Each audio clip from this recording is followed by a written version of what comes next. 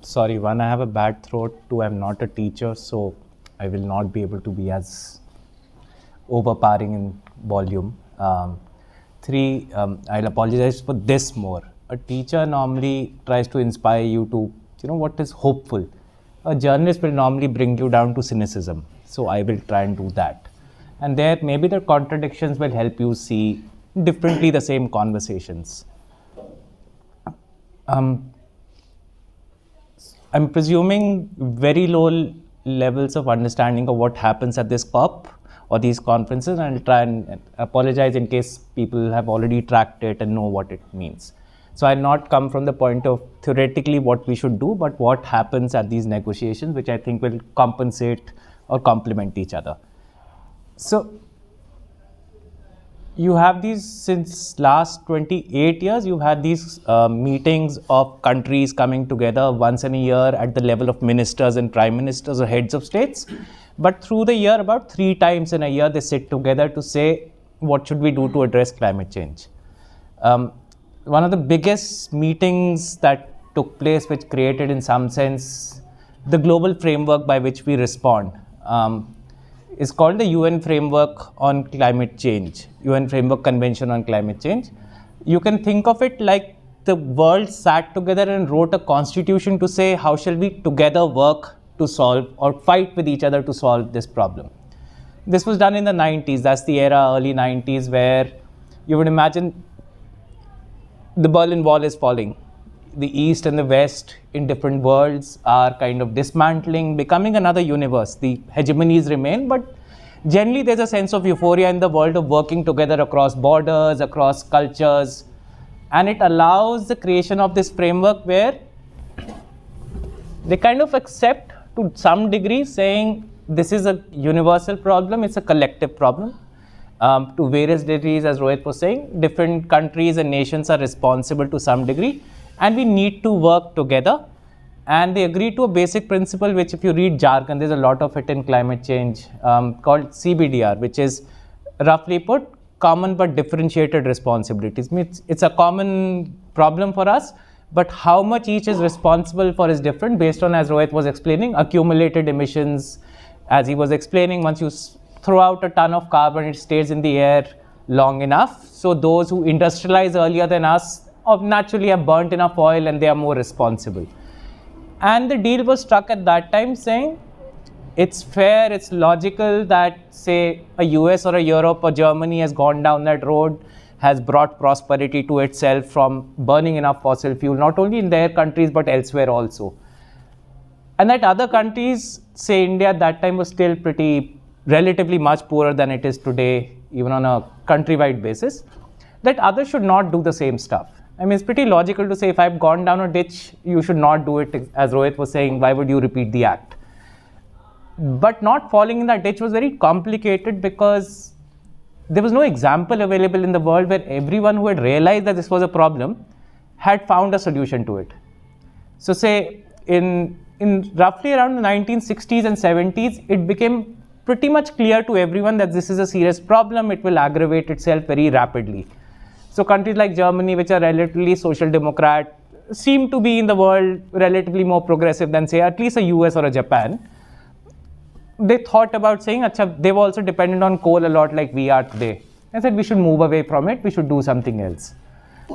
They didn't seem to find the answer. They became, in some sense, they did develop the first round of technologies on wind power, trying to move away from thermal or coal to wind. It didn't work out for them for some reason. We'll come back to that later why. Other countries tried as much. And with the presumption, I mean, we should all go with the presumption, maybe in exception times in all countries, that relatively a government of a country does not want its citizens to die or live a bad life. I mean, some governments do at some point, not pointing fingers, but relatively, you would presume if governments have been elected, at least where they're elected, they would be working to their best attempt to save their citizens and bring prosperity. So one would presume, at least in countries that we think of as very nice countries who are good to their citizens, say Finland, the Nordic countries, typically are seen as, they even provide free PhD fellowships to every citizen in the country, very nice countries. So you would presume if they have recognized this is a serious problem, they would have said, let's not therefore do any more coal or oil, let's shift. but it seems none of them were able to. So Norway is somehow one of the largest producers of oil outside of the Gulf, even till date. While it's very progressive in its nature, just happens to happen that the oil money is what they use to actually bring prosperity to their citizens. So this challenge was going on for a while, and they created under this constitution called the UN Framework Convention a law to operate. Just like we have constitution, then we have various laws to operationalize different elements of that constitution. They created a law equivalent called the Kyoto Protocol. The Kyoto Protocol actually said, look, general principles are fine, we've all said who's responsible, how much, but then what do we do? And how much does who do? So Kyoto Protocol for the first time set a sense of proportion, saying how much should each country do in this case. And the logic that the convention, or in that sense the constitution has built, was simple. That say if US has done what it's done and brought prosperity to its citizens, is not the reason an average Indian should go down the same path. But to not do that is a costly affair, as Rohit was talking about, that there's cost to putting up something new technology that we're not tested, and we'll come to technologies, hopefully. So I said, fine, we'll not go down the same path you guys have. We don't want to also screw our citizens as you have, at least theoretically. So what we'll do is instead, you start reducing your emissions a little. It's not easy to do it overnight. You can't switch off all electricity and say, now we live in darkness. So you reduce a little bit, but so that we don't grow down the same path, what you do is you give us a little technology that you develop, give us a little money that you develop, or you've earned because you've emitted so much, and help us not go down that same path. And the rule was set that the developed countries, rich as they were at that time, would take the first lead in everything. And there's a technical reason to why they would do it. Whoever adapts new technologies first bears the cost of bringing down the cost of technology. So if I was to today put up something randomly new and say I'll take on the cost and I'll make sure then the rest of the country people also get it, clearly I'm the one who gets screwed if the technology doesn't work out. So the idea was that the rich guys find these new technologies which are clean, they start innovating, slowly it becomes cheaper, and then the rest of the poorer countries can also adopt to it. And this was fine in 90s. Principally, we all agree on good principles in life. Like if I said we should not kill somebody based on certain religions, everyone will say nod, and then we'll go out and do what we do. So similarly in the world, they all agreed that, these are good principles to live by. And then you had the Kyoto Protocol, which said let's operationalize this to some extent. While there were targets at saying, this is how much countries should do, everyone said let's not try so much, let's try a little bit to begin with. And the rich countries were given certain targets. They were said, okay, if you need to actually do 45% emission reduction, let's at least start with 5.5%, or 4.2% is what they decided. So some in the mid-90s, they start this Kyoto Protocol, and they say, let's at least you guys have these targets, and you hand over some money to us and some resources, and as technology develops, hand these to us. We'll try and figure a way that doesn't go down that path. Then they all failed. So US walked out of this Kyoto Protocol saying, I don't like this idea. I don't like this idea that everyone dictates to us how we live. So there was a line they used to use, which is very common now, saying American lifestyle is non-negotiable. That we have a certain style, there's lots of private cars, little public transport, everyone likes to have their own cars. All these movies you see with fancy bikes, big Cadillacs, they're fuel guzzlers, unlike the Japanese who build these small cars which are very fuel efficient relatively. So they walked out. Europe found it very convenient, saying if these guys have walked out, why should we do too much? We'll also do a little bit. And they did a little bit. And by then, the phase of Kyoto Protocol, it was done in phases of 5 to 10 years, I think 10 years. By the end of that period, when you look back and said how much has everyone done, Europe had done about 40% of what they needed to. US has obviously walked out, so it wasn't even there. Other Nordic countries, Japan, etc., did about 2% or 5% of what they needed to. The amount of money they had to transfer, which there was generally a proportion of how much they should send to poorer countries to do, that was about, I think if I'm not mistaken, about 0.2% of what they were supposed to transfer at that time. But by that time, the world had changed again. By 2010, India was becoming a slightly more emerging country, poor but large size economy. As Rohit again pointed out, very skewed distribution of who has the wealth and who doesn't. This is post-liberalization, so skew is increasing. You had China, which was suddenly becoming an industrial powerhouse since post-90s, if I'm not mistaken, Rohit will correct me, mid-80s onwards. it walks up this path where it's growing a lot of industries. Unlike India, which started moving towards, it just couldn't do it, so it reached up and did a lot of what is called service sector things. We are doing these trading jobs and service sector stuff. These guys actually built a lot of manufacturing space. They started consuming a lot more energy, therefore their emissions started going up. The more energy you consume, by default, you'll proportionately throw out more carbon dioxide. Their income levels rose. And then around 2010, when these countries got together again and said, hey, you guys have not done anything on Kyoto Protocol. And Europe and US turned around and said, but now China is a big country. You aren't the same you were 2 decades ago when we agreed to this deal. And practically an average American president could fairly so, if he was a president elected by his citizens, turn around and say, if I now, after you've taken my jobs and my manufacturing away, if I also told my citizens, on top of this, we have to give $100 billion to Chinese every year, I will clearly not get elected. Fairly so. I mean, if I was a politician, I would think the same.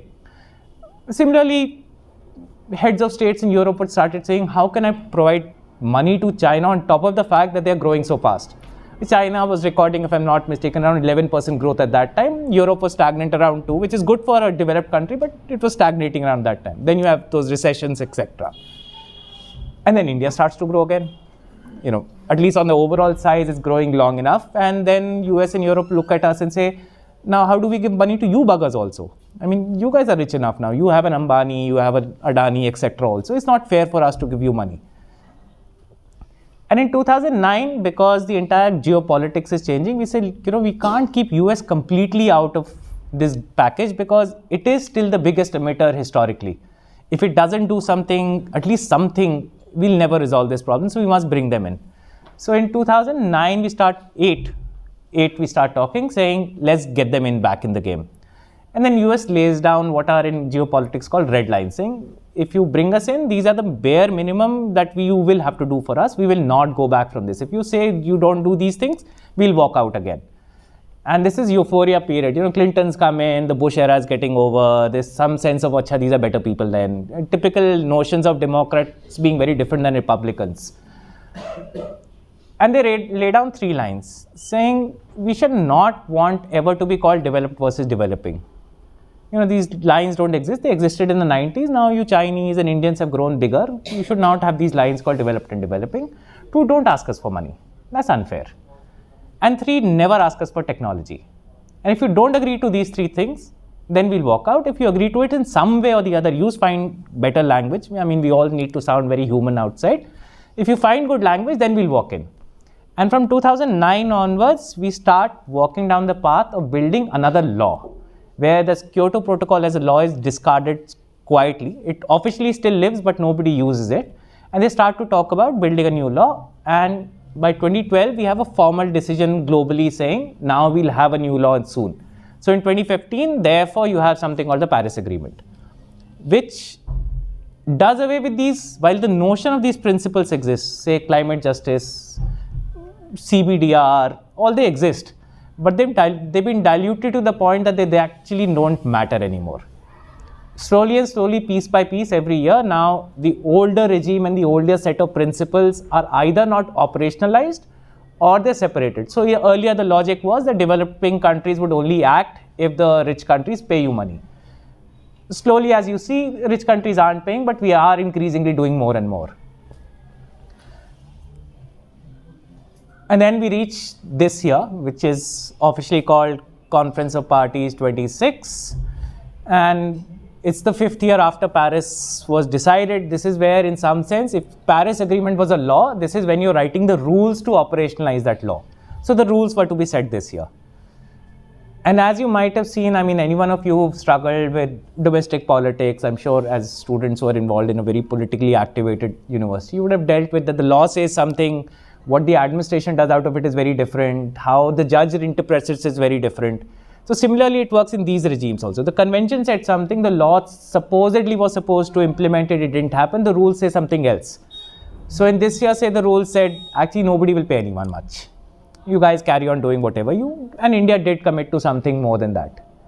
Now, on principle, and this is where I'll start to deviate from Rohit's conversation, and I hope you find where we are deviating and challenge us both on these counts. On principle, it sounds very fair and this very scientific to say there's a stock or accumulated emissions in the air, you buggers have created it, but we are now increasingly adding to the stock, so we should act. In practice, if you look at what these conventions are doing, it's placing about 194 countries at the moment to sit together. So roughly, I think all of us together would be around 50, 60 people today, right? And you're coming from very diverse backgrounds. I'm sure some of you come from relatively richer societies, some of you come from really difficult backgrounds in both geography, sociology, etc. Here are 190 countries, and I'll give you a random mix of what these kind of countries are, where they come from, what they're trying to do over there. None of them are evil countries, right? Let's put this notion of bad country, good cop, bad cop, let's put that aside, because at least for their own citizens, hopefully they're doing well. So you have in US, which is default richest, most powerful nation, economically, in terms of military heft, in terms of its geopolitical heft, how many countries are screwed, it's pretty long a list in Latin America at least. Then you have in India, which is huge in size, again great differential, 60% of your people still not able to eat regular food, normal diets. You have a Singapore, which is really small, tiny island country, produces nothing of its own, but services the rest of the world, and therefore has created a society which is extremely rich by servicing the industries of the rest of the world elsewhere. You have Eastern Europe, which is falling apart post whatever happened to it. And you have Poland, which is relatively richer to us, but it depends on coal mostly compared to Germany. I mean, its neighbor is Germany and all. So when they look at Germans, they find themselves very poor, it's turning right wing, etc., etc. You have an island called Tuvalu, which is roughly around 30,000 people. It's going to die if climate change happens. I mean, there's nothing else. The land will just get inundated because it's a small island in the Pacific. But they're very rich. They're around 20 times richer than you and I put together. Why? Because their economies are dependent on Europe. They get a lot of tourism from Europe. They have a lot of businesses. They do these tax-free schemes, etc., where people can deposit money in their islands and make money out of it. You have Barbados, which is relatively very poor, same Pacific island right next door. You have a Pakistan, you have a Nepal. All of these are coming from very, very different histories of where the economies stand at this point. And all of them are trying to find in that place a new energy mix where the price of energy is set, where who will buy and sell what kind of energy from whom and where will be set, and find a deal where nobody loses. And it's almost impossible again. Because clearly when something changes, like when you have a new policy, say the admissions policy of JNU changes, there will always be somebody who gains out of it. Will be some set of students who will never get admissions because the admission policies change, right? Similarly, when you're changing the entire nature of how energy is purchased, sold, produced in the world, some people will lose out and some people will gain out of it. So say if I was China who produces a lot of solar technology, clearly if the world mandated everyone should go to solar, I will be very happy selling it to the rest of the world. But what if I'm a country which only produces coal and I have to import solar technology from somewhere? I'll think about it 2 times. Yet, the pretense of these 190 countries coming from very different circumstances is that you must find a formula to save the planet and yet not suffer in the interim. That it's not possible for any prime minister to say, for your 3 generations down for everyone to eat equally, I'll kill off a few of my poor right now. None of us survive that. Even a dictator does not survive that. And they're all sitting together. A rough example that I very often give in sessions is, imagine you guys and you have 100 rupees and you can buy one snack, whatever cultures, whatever cuisines you come from, there's only one kind of sandwich you guys can eat. And we put you in a room and say, you have 20 minutes to decide what sandwich, from where. Should it have a potato or a tomato or whatever? I'm presuming you will at least take 20 minutes to sort out that amongst yourselves. Here are 190 countries who are deciding the life and future of their entire set of citizens, collectively sitting down and finding some document which says how we will move in the next 50, 10, 100 years. Therefore, it's troublesome. It's not easy. While we all want to save the planet eventually, but if I can't save my family today, I don't really give a damn about my grandchild day after. If my daughter doesn't live, really I don't care about what happens to her daughter. And they're all sitting together. And it doesn't happen, it becomes very raucous, it becomes very difficult. And each of the diplomats and negotiators who go there, they're obviously fighting terribly hard to safeguard what they think is their short-term national interest, and in the longest run, maybe do something for climate change. Therefore, when you have, say, a typical activist like Greta Thunberg screaming a lot, it's good for her to scream. But to get that mix to change isn't that easy. And this is where we'll come to the technology side of it. And this has had nothing to do with the ethics, set of ethics that he's talking about, because, again, as a cynic, I'm not applying ethical frameworks to this. I'm just telling you how it happens. Which of you has a phone that lasts at least 10 hours of battery in a day? Does anyone of you have a cell phone that lasts 10 hours? How many of you have a battery that lasts 24 hours? What fucking phone do you have? Sala. But imagine, right? Now, let's go back to technology. तुम्हारे पास भी है क्या? Somebody said yes, sir. Oh, acha, thank God. Shit, I was like, I'm living in some dark ages where I don't know these phones. What does thermal energy or coal do? You can produce it infinitely throughout 24 hours. You can burn it at night, you can burn it in the morning, and you can have it when you want. Similarly with hydroelectricity, you pump enough water, you'll produce enough electricity. The damage it causes, I think all of us know, we don't need to talk about. It causes displacement in case of hydro, it causes immense damage to lungs, lives, in terms of quality. But it produces electricity 24 hours. What happens when you put up a solar plant? It only works when there's sun. Right? It doesn't work when there's no sun. Same with wind. It doesn't work on our farts. It works on wind flowing. And if there's no wind, there's no electricity being produced. But imagine if tomorrow Mr. Modi somehow becomes the most progressive prime minister in the world and says, I will convert all thermal into solar. Very fair. He's actually promised this. So, I mean, let's not snigger. He's actually been, in some sense, more progressive than the previous regime. He's actually promised 500 gigawatts of solar. Now, he set up 500 gigawatts. A gigawatt is the sense of capacity of a power plant. So, if I set up 1 gigawatt, if it could produce 24 hours, it would produce 1 gigawatt hour of electricity in that year. Right? So, he says, I'll remove these thermal power plants. You guys are complaining, all you progressive citizens, and I'll put up solar instead. But the damn thing is only working 6 hours a day. And it's only working in some parts of the country. I mean, I come from Manipur, where it doesn't shine for more than like 6 hours a day on mostly for 6 months. My family comes from Arunachal, where it doesn't shine much at all. It rains for 7 months almost. And then you'll throw him out of power because he wasn't providing electricity.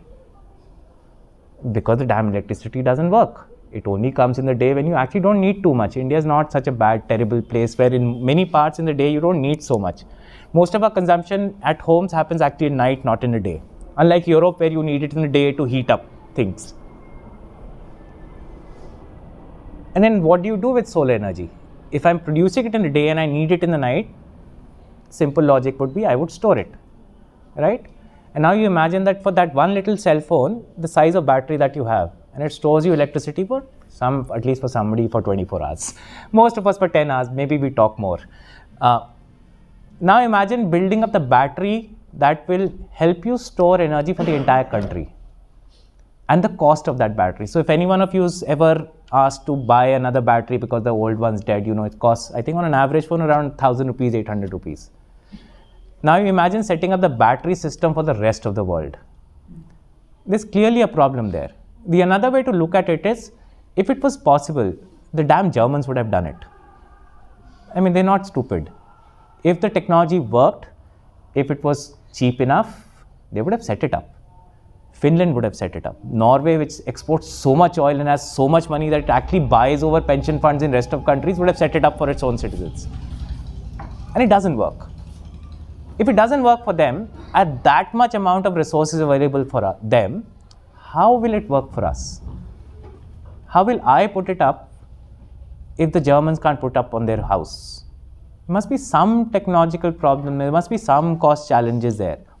So I'll leave you with the question. I hope if some of you get intrigued to start reading about what does technologies cost and what is the nature of these costs we pay. And tomorrow morning, considering, I would presume, if you have a relatively okay prime minister who wants to survive a democracy and elections, if the price of electricity was cheaper by providing solar, why would he or she not do it? Like, what must be wrong in their heads across the world? I mean, there might be a sample few who will say, nahin, I love the money I get from taxing these, or at least the bribes I get from the coal fields, and I'll take it.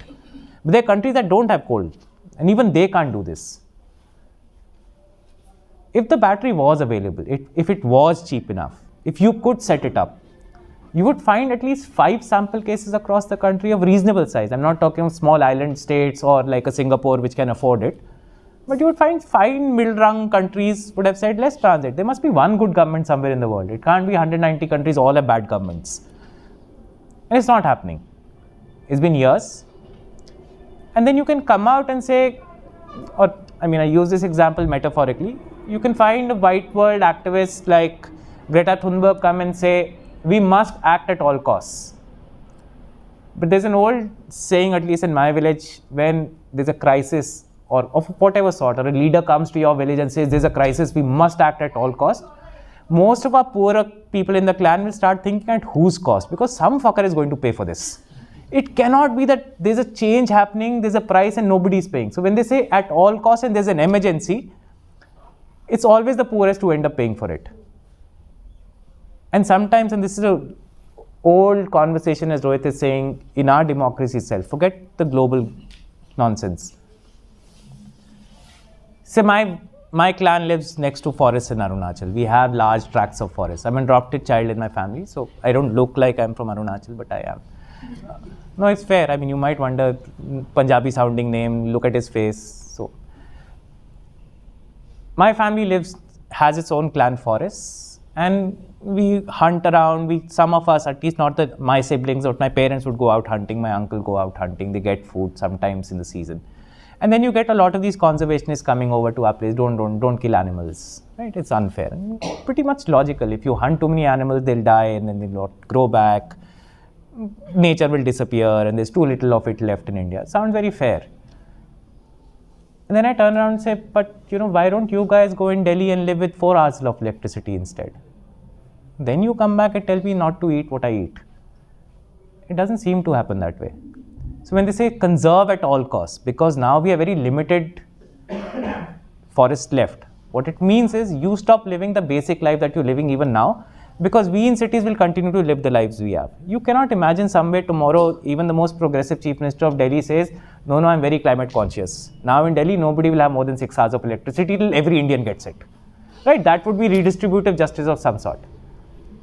But we all know that will never happen. I mean, you and I will be the first ones to rebel because we live in a university where you get cheap electricity. You won't be able to afford these prices. You won't be able to get this canteen food. It's cross-subsidized right now. And half of you should not be cross-subsidized. Half of you, I'm presuming, should be. Now that this economic structure is not changing anymore. It's not going to move. I mean, I wish the nature of our democracy is improved. I wish the nature of electoral representation improved. I'm presuming that's not happening. Clearly, the UN meeting is not where this is going to change. There, citizens of the rich and the poor don't sit against each other on a table. It's nation states that sit against each other, and they talk as nation states.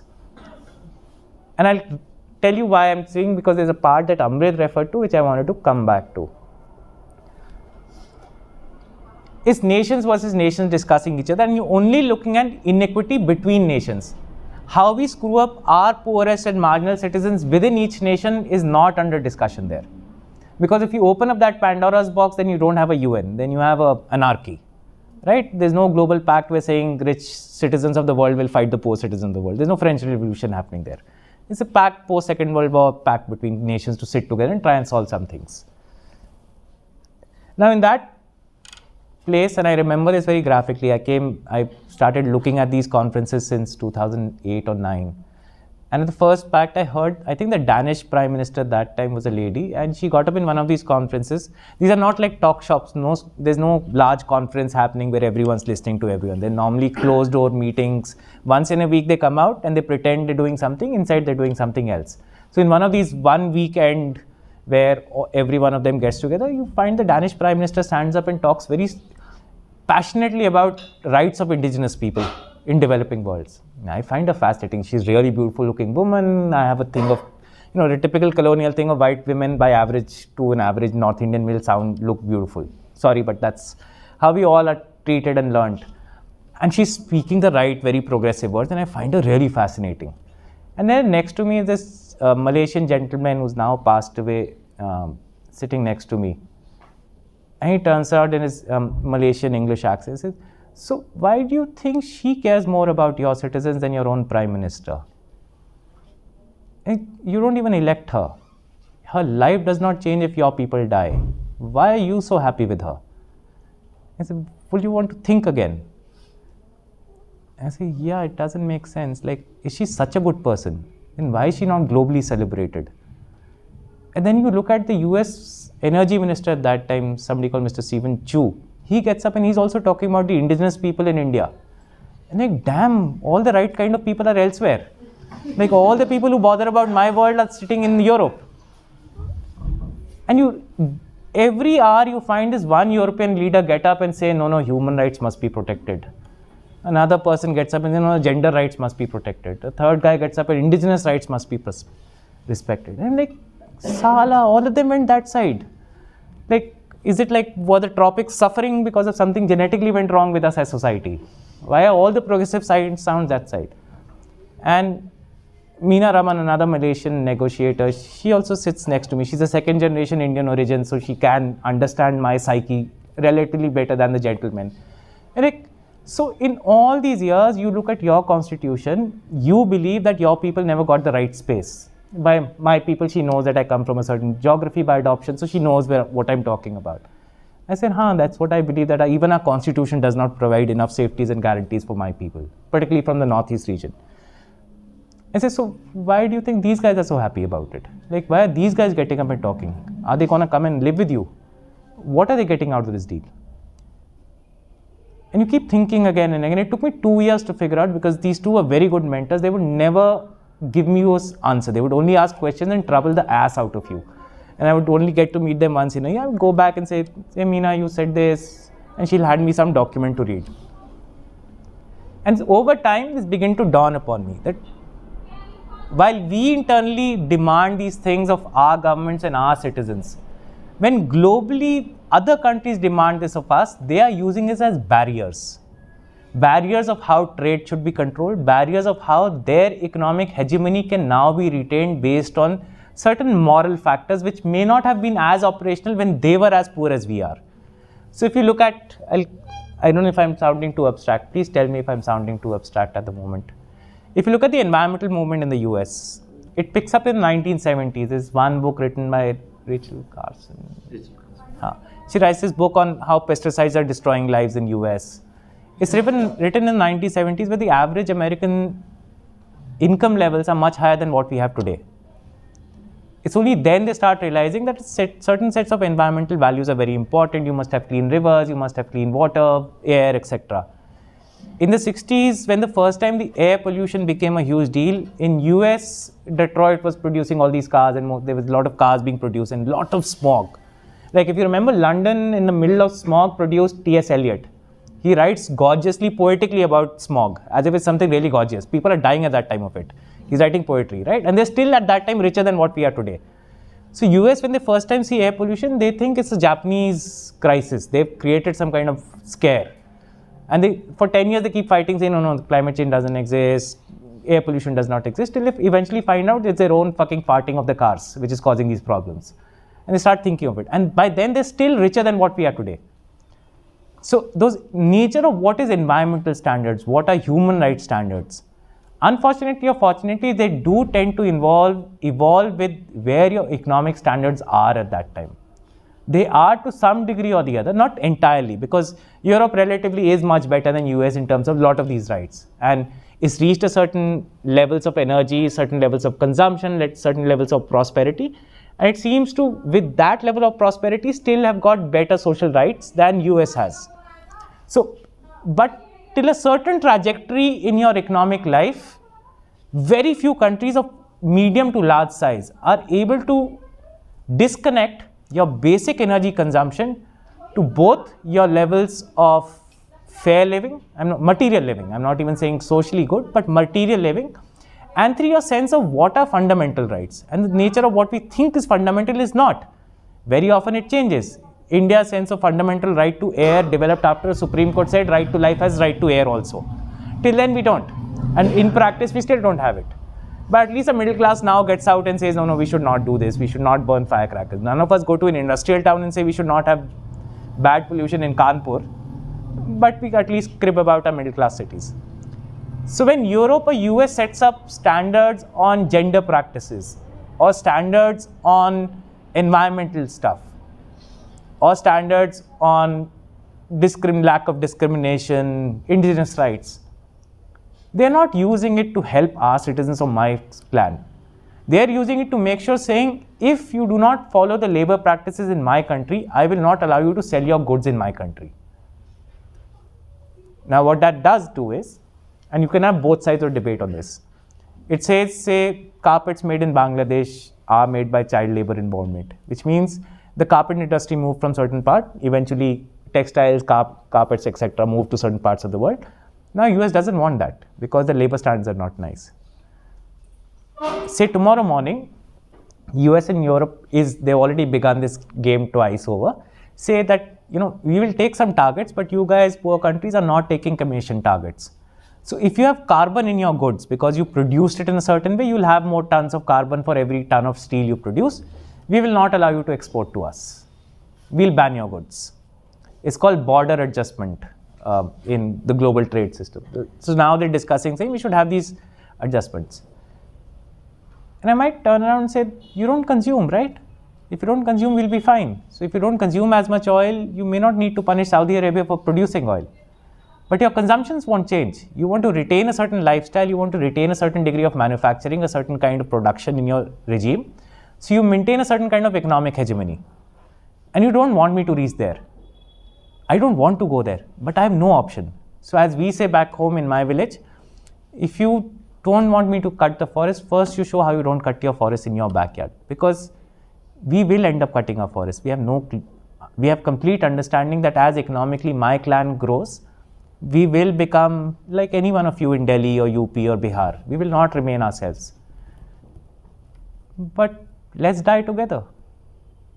Why would I die today so that your tomorrow is better? It's a very cynical view of the world. And nobody says it. None of my actual original clan members will ever say this. I mean, they're far more generous people. They're far kinder to nature and us. I can say this because I see the anger in me, in my people saying, Sala, you guys have everything that you wanted. Now you tell us not to have it. So first you show us the way. Show us how you can live with less electricity. I'll figure out. I mean, if you guys can do it in Delhi, I'm sure I'll do it in Arunachal also. Na? So if you guys can buy and set up batteries and wind power in Germany, I'm sure we can eventually force one of our prime ministers to also do it here. There must be a damn thing while it's not working. And I'll pause here for now.